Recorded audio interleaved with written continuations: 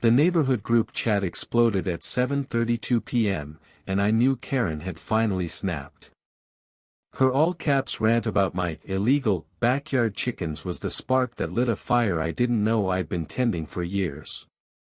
I'm Maya, a single mom who moved to this manicured suburban hellscape to give my daughter, Lily, a shot at a quiet life. But Karen, she was the human equivalent of a wasp nest, always buzzing, always stinging. For 3 years, I'd endured her complaints. My lawn was too wild, my car parked an inch over her invisible line, my kids' laughter too loud. But the chickens? That was my line in the sand. And Karen had just crossed it.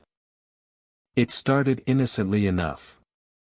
Last spring, I got 3 hens, Dolly, Patsy, and Rebato, teach Lily about responsibility and maybe save a few bucks on eggs.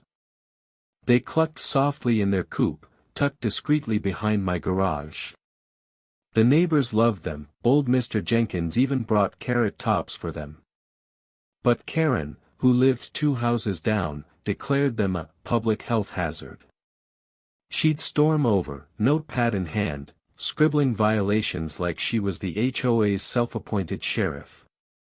She'd glare through her designer sunglasses, her voice dripping with that condescending tone reserved for people she deemed beneath her. Maya, you're breaking at least 5 ordinances. I'm reporting you to the city. I'd smile, nod, and close the door, but inside, I was seething.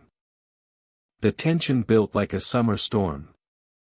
Karen's complaints escalated from passive-aggressive notes taped to my mailbox to full-blown tirades at HOA meetings.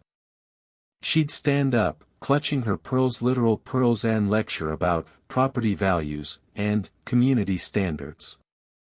I wasn't the only one she targeted.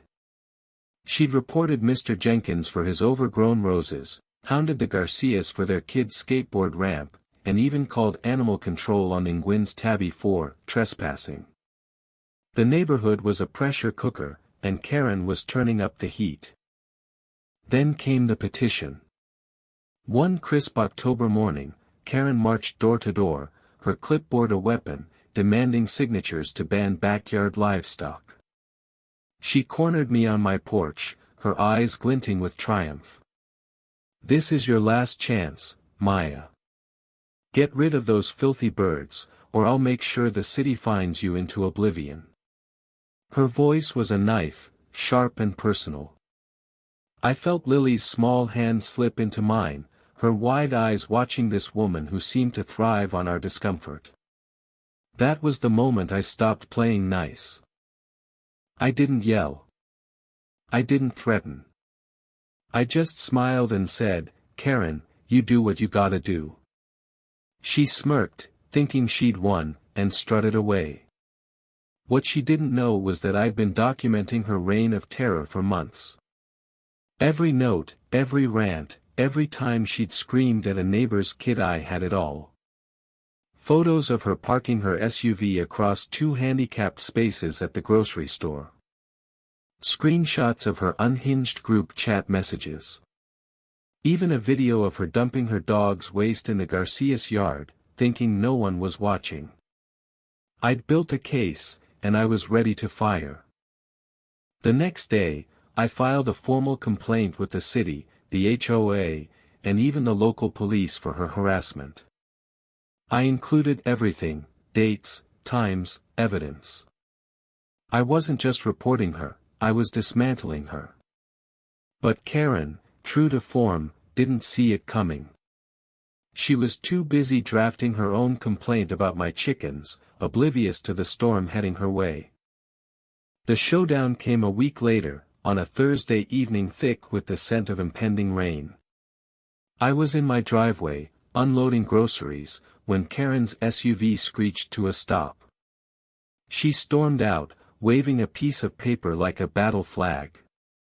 "You're done, Maya," she shrieked, her face redder than the sunset. "The city's coming for your chickens tomorrow, and I made sure they'll fine you $500 a bird." Lily, playing with chalk on the sidewalk, froze.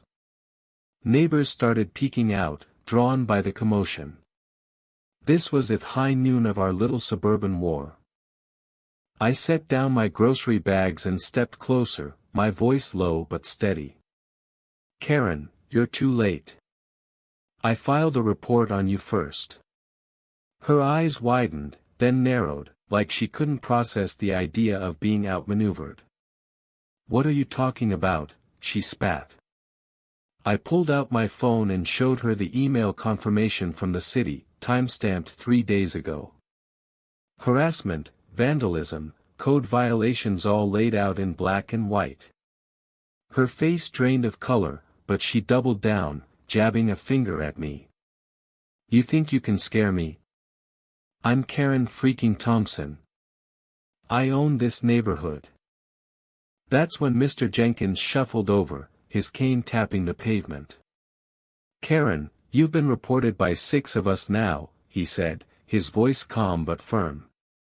The Garcias appeared, then Linguins, then half a dozen others, forming a loose circle around us. Karen's bravado cracked. She looked around, realizing she wasn't just fighting Mesh, was facing a community she'd terrorized for years. "You're all pathetic," she hissed, but her voice trembled.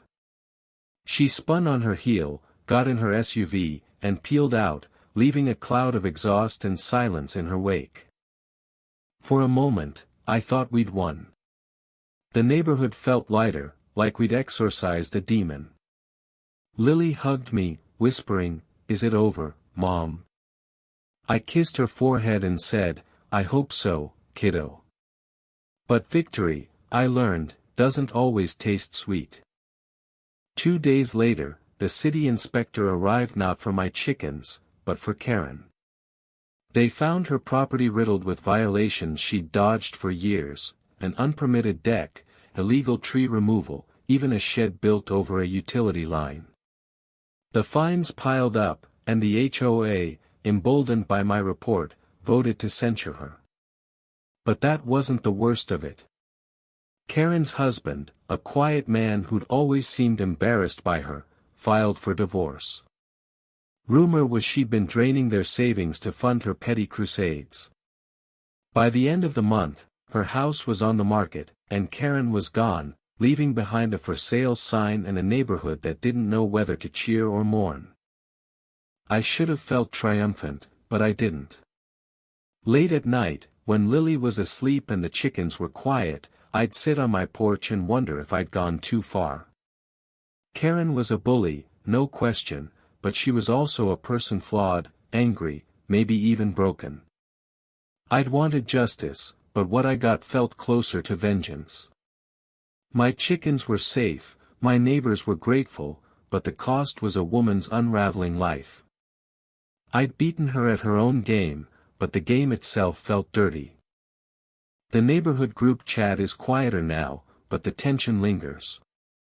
People smile at me, but some look away, like they're afraid of what I'm capable of. Lily still feeds the chickens, but she asks why Karen was so mean. I don't have a good answer. All I know is that conflict, even when you're right, leaves scars on everyone. What do you think? Did I do the right thing, or did I become the Karen I despised? Share your thoughts on justice, community, or where you draw the line.